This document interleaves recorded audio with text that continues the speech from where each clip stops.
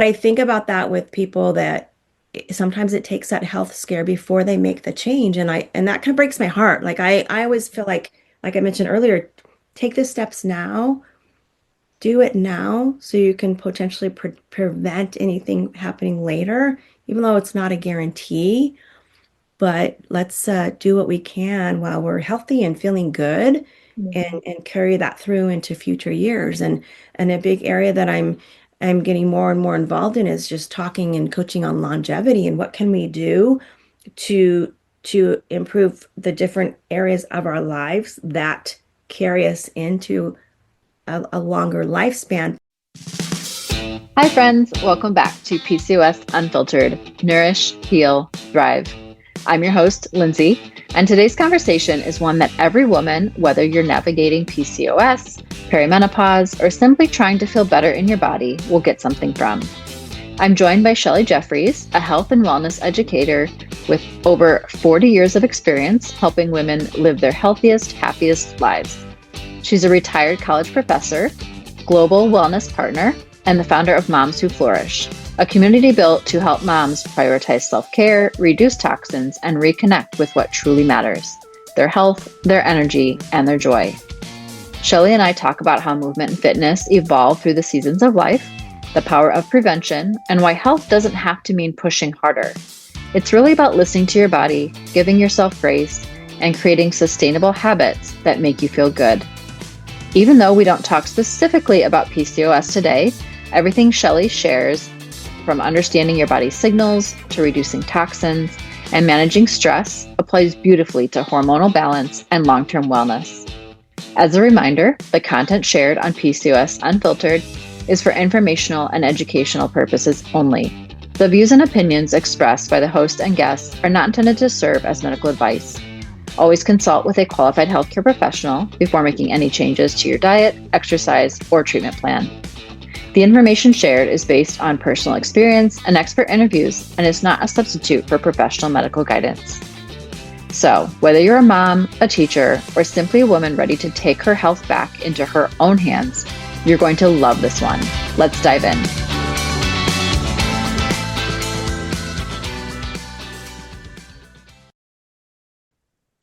Hello, hello. So happy to have Shelly here with me. Uh, yeah, we're just gonna kind of dive on in. So, Shelly, tell us a little bit about you and kind of just how you got into health and wellness. Well, actually, thank you for having me Mhm. on, Lindsay. This is great to do this today together. I actually was introduced to fitness way back in junior high, was where my love of fitness started. So it's been many, many years. And I started loving fitness and running. And I know some people might go, "Are you crazy?" But I had a great PE teacher and she just had a positive influence on me. And it's so great because all these years later, believe it or not, we are friends on Facebook.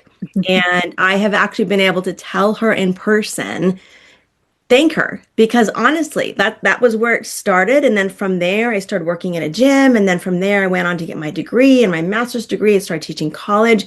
And it's just continued.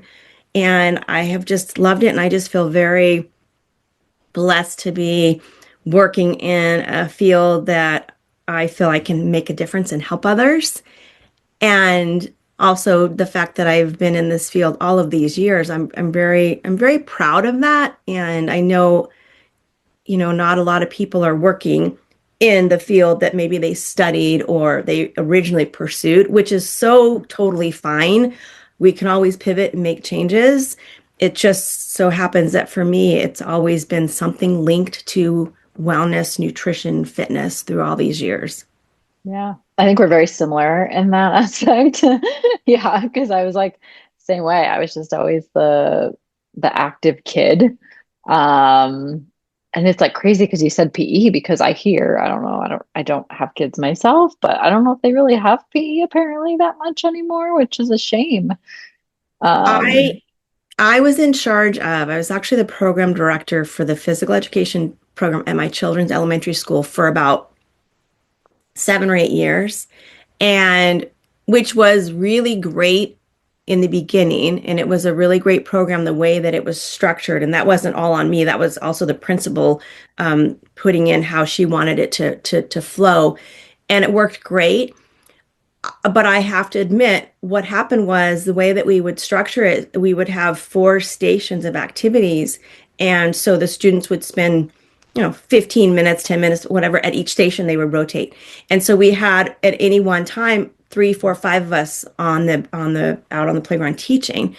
And I have to admit, it was a little frustrating for me at times because who they brought in didn't have the background in teaching nor the background in wellness, nutrition, fitness, Mm. PE. So I was responsible then for also kind of training them and giving them the material. And I actually had taught a PE for children course in college. So I had done that and I had taught this to college students. And so that came in handy. I'm not going to lie, that was really great.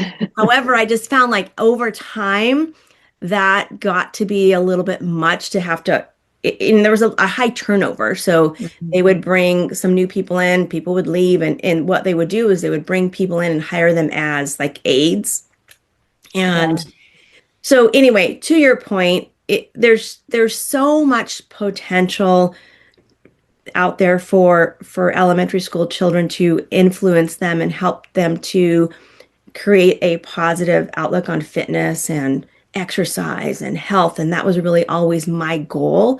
Mhm. And it's a shame because that is one of those programs that does tend to get cut first.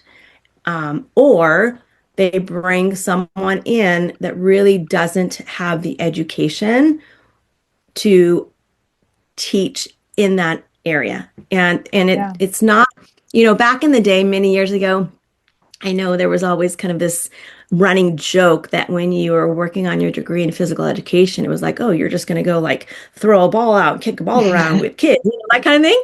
And we know better that there's much more to it, right? And Yes. so luckily that's evolved over years as far as for the most part, as far as the attention that it gets and how important it is to have someone qualified to be Mhm. teaching our young children. And it just doesn't happen as much as it should be as far as I'm concerned. And so that was always a little bit tough for me to see that. And I still see that on occasion. Mhm. And I just, again, my hope was always just to help these young children kind of shape their attitude towards their own personal health and fitness and working out and such, so that later on in life it's something they continue to want to do. Yeah. And so I don't know. I hope it's still happening. I just don't know how often and how frequently it's Yeah. happening, especially in elementary school. Yeah. I mean, I think just, yeah, part of it's like just becoming comfortable with your body, you know? And then, I mean, when we had the gym, my husband and I feel like we would see it a lot because we would get some younger, we could keep, or we could take, I think 14 was the youngest, 14 or so was like the youngest that we could take. And so it was great for them, to start learning some coordination, but you could see that they probably weren't getting a lot of that. But I think even some adults, I almost feel like we're probably, I say adults, but probably like early adult, like 20s. And you could probably see where some of that there was a breakdown because they were really struggling with coordination and just moving, in general. So yeah, super, super important, of course. Well, and it's interesting you bring that up because I think we take it for granted that Mhm. they are skills that do need to be taught. And it's not just, again, going back to throw a ball around and kick it around the field. No, I mean, Yeah. there's so much more to it. And I think the average person that they just don't know. They just don't Yeah. know because they don't have that understanding of what's really involved. And Mhm. like I said, I taught the course at the college level, and it was an upper division course, and it was an entire course about teaching physical education to elementary school age children. Yeah. It's a Yeah. big deal. And Yeah. so I get kind of fired up about it. It's important. It's really, really important. Yeah. So what's kind of your like favorite aspect of health and wellness now? Really good question. I think I have evolved now to for me personally, it has evolved into my own personal routine, and my personal workout program has definitely evolved over the years, and it's normal that that would happen as we you know go up there in years of age. Um, but it's more of like, okay, what do I feel like doing today? Do I want to do a little stretching? Do I want to go for a walk? Because I have been a runner, like I said, for decades Mhm. and run like almost every day.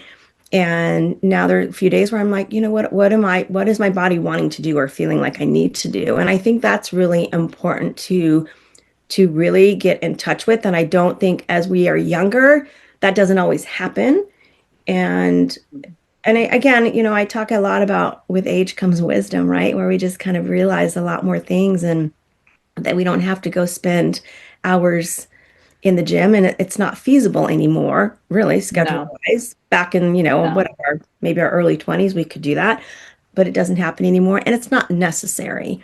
So that's Mhm. one for me personally, but I think my most favorite is to just really share the message with others and help others to take steps to be their healthiest and feel their best, and also to convey that message that it doesn't have to be overwhelming or strenuous. It should be, life-giving and provide energy for your day-to-day life. And for some, it becomes a stressor. And that's the last thing that I want for people. It should be something that helps you to manage your stress and helps you to de-stress. And it's not like another thing to add to the list. And Mhm. so I just really like to try and help people give themselves grace and know that it doesn't have to take a lot of time and it doesn't have to be very, very strenuous. I mean, sure, it's beneficial to mix in some of the higher intensity workouts, but overall, it's really just the whole idea of being healthy, being able to function as a healthy adult and take steps to be preventative too with our health so that later on in years we can hopefully be healthy and take steps now so that we're not dealing with illnesses and chronic disease later on in life. Yeah, yeah. No, I love everything you said about that. I mean, and I think it's super important for our listeners too, because there's so much out there, like with PCOS, and this could apply to women in perimenopause, menopause, whatever. Um, there's like so many conflicting things out there. It's like, yes, you should be lifting weights. No, you shouldn't do anything intense. And I mean, I always tell my clients, and I think I've said it even on other, episodes. It's like the best workout you can do is the one you want to do. Whatever, like you said, whatever kind of fills you up and not just feels like I have to do this today. And I think it's important too because women with around their cycles, you have to sometimes consider some of that. Your energy may not be as great. You should not be lifting heavier. It doesn't mean you can't lift at all, but if weights are your thing, you might just need to take it a little bit easier that day or just do some active recovery and get in some yoga or just some light stretching. That still counts, for something, moving your body, and you get a lot of benefit from that. For But yeah, sure. yeah, I love all that. So what are you working on now? You want to fill us in on that? Well, I've been working on a couple things. I still teach college, even though I retired a couple of years back, but I still have a couple classes I teach here and there, which has been really, really fun to be able to continue to do that. And I did start a podcast a couple of years ago, and we're going to get you on my podcast today as well, which I'm super excited about. And, I just have had a couple things placed on my heart. One was to start a podcast, and that was placed on my heart years ago. And I started it about 2 years ago. And then in addition to that, I knew that I wanted to start a community for moms and help them with their wellness journey alongside their motherhood journey. So when I came up with my community Moms to Flourish, it was an idea. It just hadn't quite materialized, and I didn't have all the clarity in the beginning, and it took a little time to really think it through and to come up with what I wanted to call it and all of the things that, but I just knew that I wanted to combine, I mean, this was what was brought to me, my years of wellness and my years as being a mom, two of my biggest passions. And that's how it came to be. So the purpose and the mission of Moms Who Flourish is to empower moms to put their wellness and their self-care, their health as a priority, and do so through group coaching, one-on-one mentorship. We have in-person live events that we've put on, and it's a continual journey and continual build of the community. And I'm excited to see what the future holds, because it's definitely it's definitely there in my heart, and I just feel like there's so much potential, and there are so many lives out there to touch that can be impacted. And I find it's kind of a common theme that many times moms will, not put themselves as a priority. Their health and their self-care kind of goes on the back burner or on the sidelines. And I just want to be that person to guide them and help them to be accountable, but also kind of to what we've been talking about is help them to understand it doesn't have to be, don't have to go for a 2 hour run, or it can be simple things, and it doesn't mean we take our fitness lightly or that we're lazy. It just means you can Mhm. accomplish a lot in a little time. It doesn't have to be a lot of time out of your day, and giving yourself time to fill your cup. And this goes to anybody really, Yeah. so that you can fill the cups of others in your life, Mhm. whoever that might Yeah. be. And so it's definitely my I don't know if you would say passion project. I feel like it's a movement that I want to just keep building. And yeah, so that's what I've been working on. That's so great. I mean, it is. It's so, so important. I mean, I don't know how many women I talk to. And yeah, whether it's a mom, I end up talking, obviously, I know from my nursing background, but just other nurses. I met with a teacher yesterday, and it's so common that we are just go, go, go all the time, taking care of everybody else until, yeah, maybe until you have that health scare or something like really wakes you up from that and you realize how important that is to take care of yourself first, that you really, really need to do that.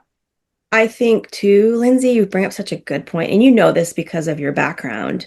Mhm. I always, like I mentioned earlier about the preventative measure, like let's not wait. I saw this happen with my dad, and God love him, he's no longer living, but when he got diagnosed with diabetes and then he had fatty liver disease, he made some drastic changes in his day-to-day life, Mhm. and I'm sure it helped us have him for maybe a few years longer than we would have.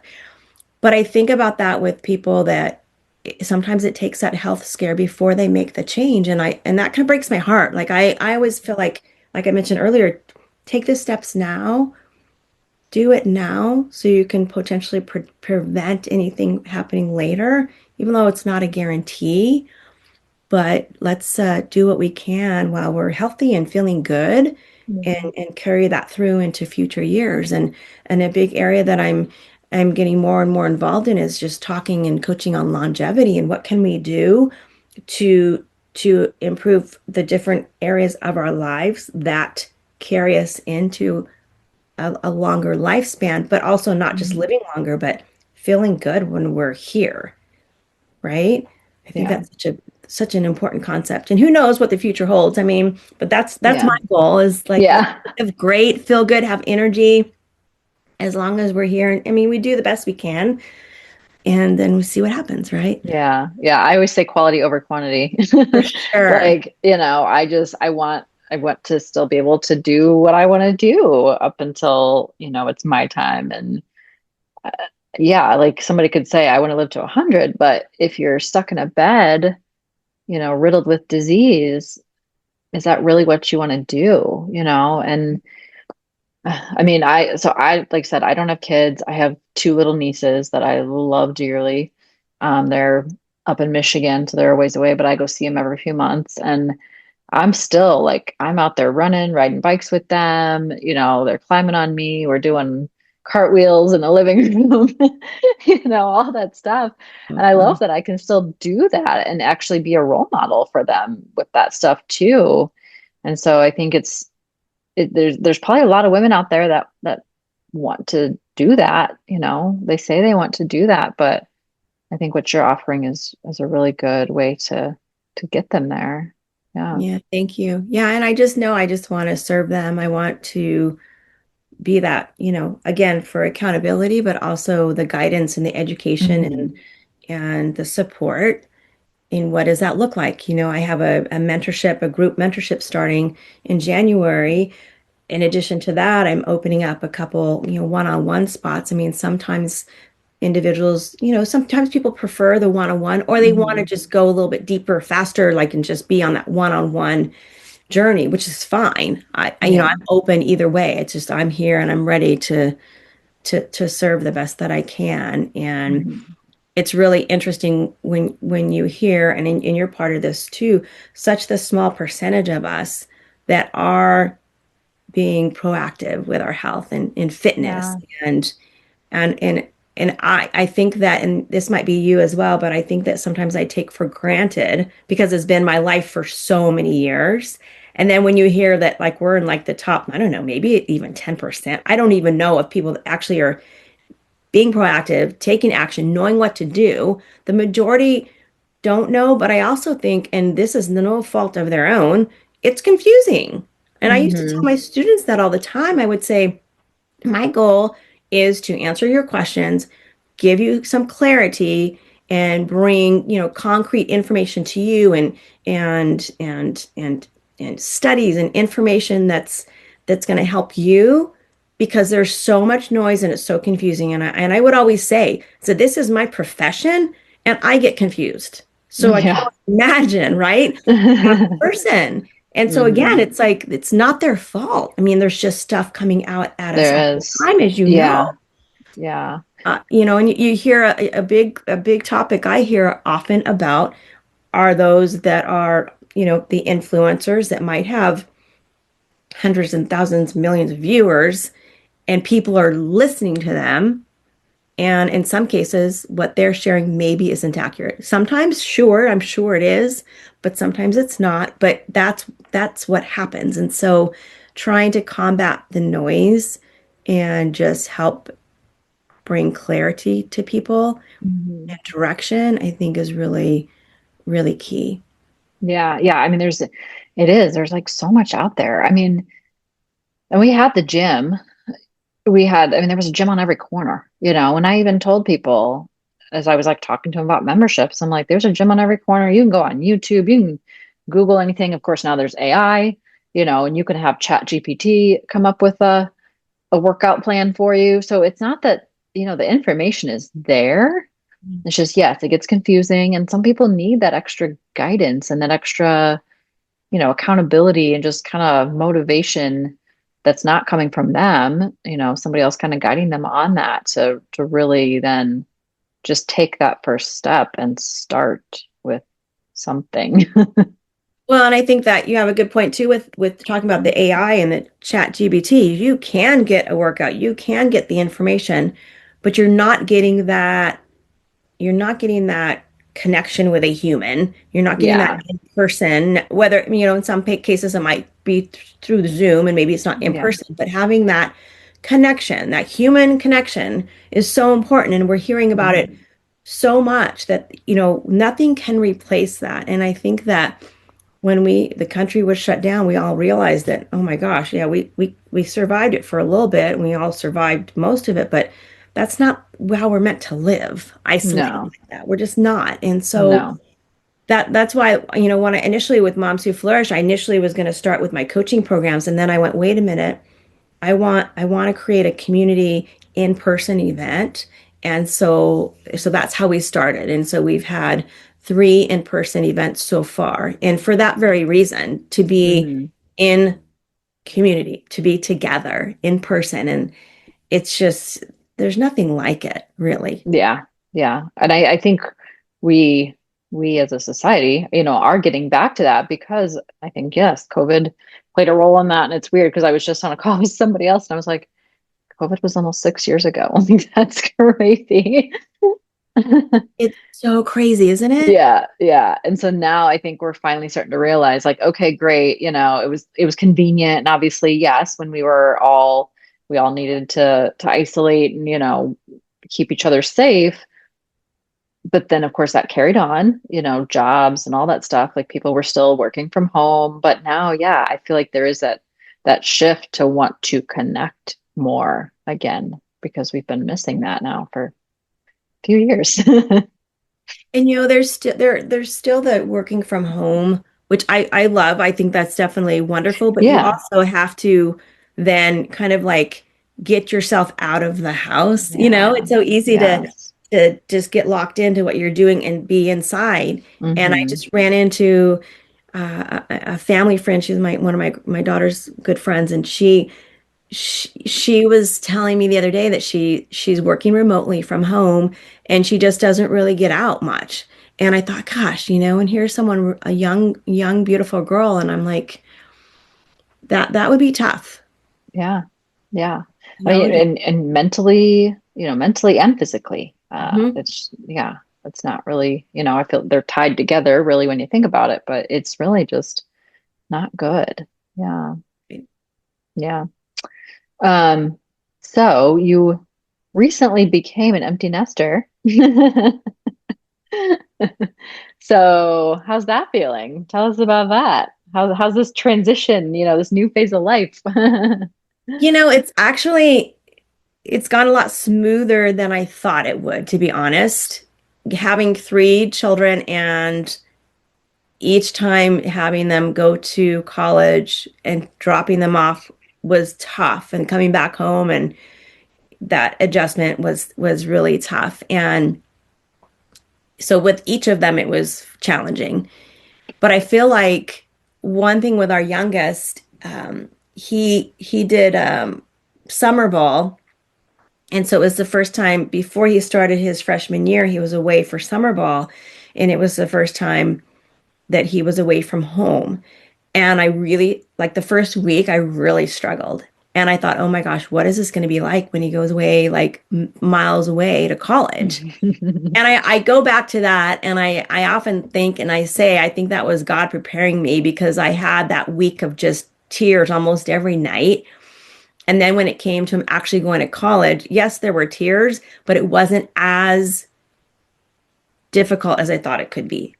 So, and it's not to say it still isn't hard. Like it's so interesting. One of the last times I was with him and I was leaving and I cried all the way to the airport. And we're talking, Aw, this was just a couple months ago. So I think yeah. it just depends on, sometimes it's the weekend and the experiences, and also just it's just our emotions. Hmm. Sometimes it's easier than other times, and sometimes it's harder.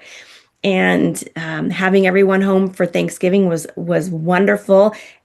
And then having to say goodbye wasn't as hard because it's like, okay, we'll see you in a couple weeks kind of thing. And I'm like, I like the sound of that. Can we just do that all the time? So, uh, but I feel grateful that, my husband and I like each other. We enjoy being together. So that's a bonus.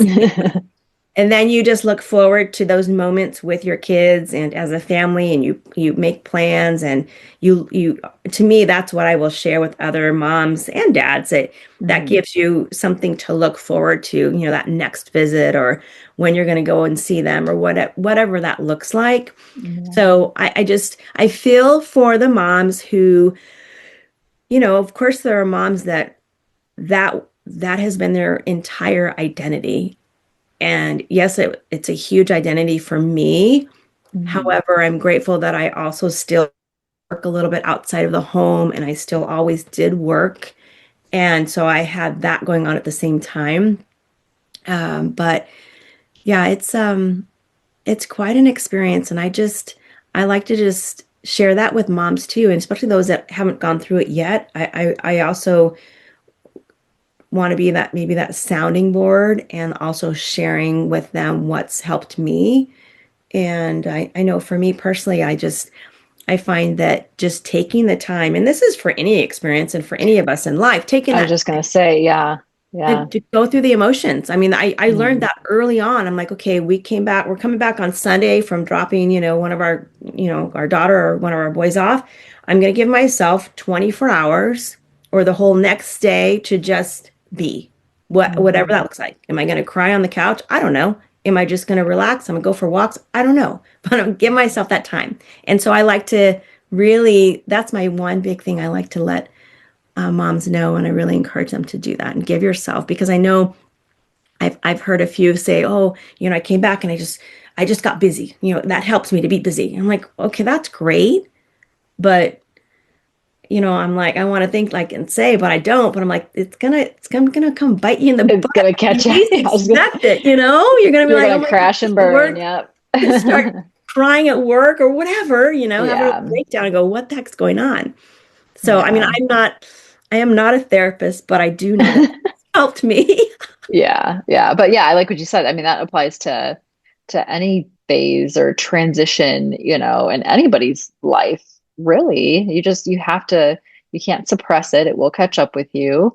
You have to be able to process it, plan in some extra time, like you said, if it's dropping the kids off, maybe it's their first day of school in general, or they're actually leaving and you won't see them for a few months, like whatever it might be, but just still planning in that time for yourself. I mean, yeah, seriously, 10 minutes a day, even, in general. I mean, even maybe some prep time leading up to that, like when it's going to be a difficult time, and Right? just making sure you're taking care of yourself, sleep and getting in some good sleep. That's super important, can help you in situations like that as well. So, yeah, that's super, super important.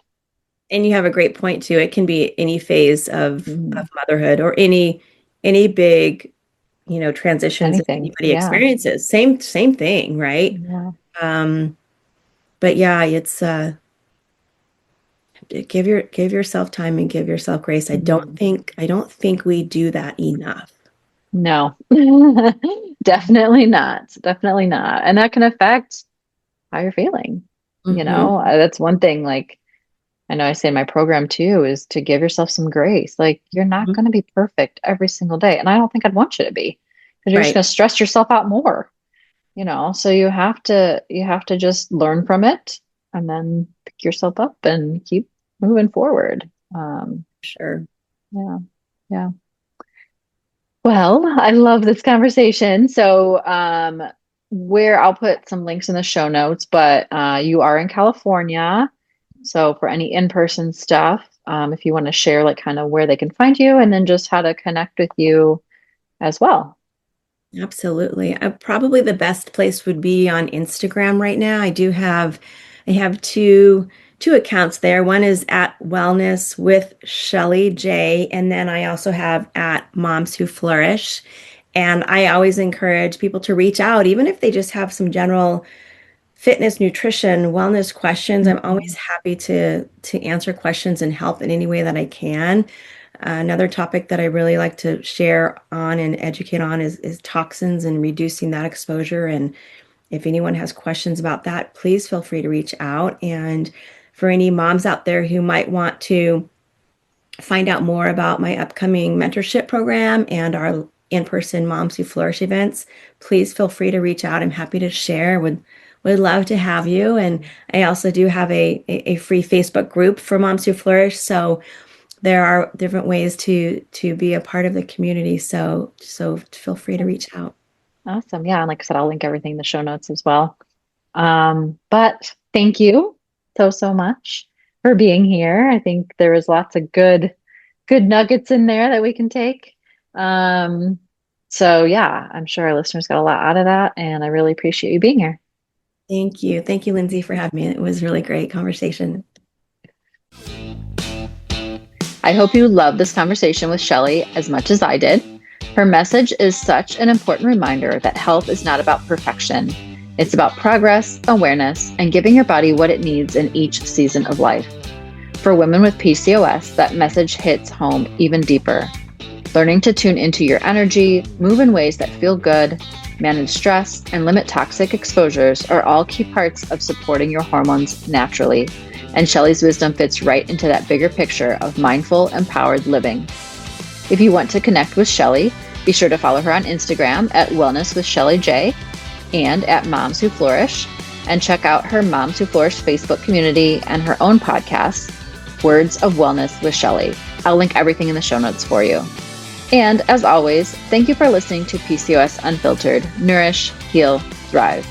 If this episode resonated with you, take a quick screenshot, share it on your stories, and tag us. Because when women share what's working, we all rise together. Until next time, keep nourishing your body, healing your hormones, and thriving from the inside out.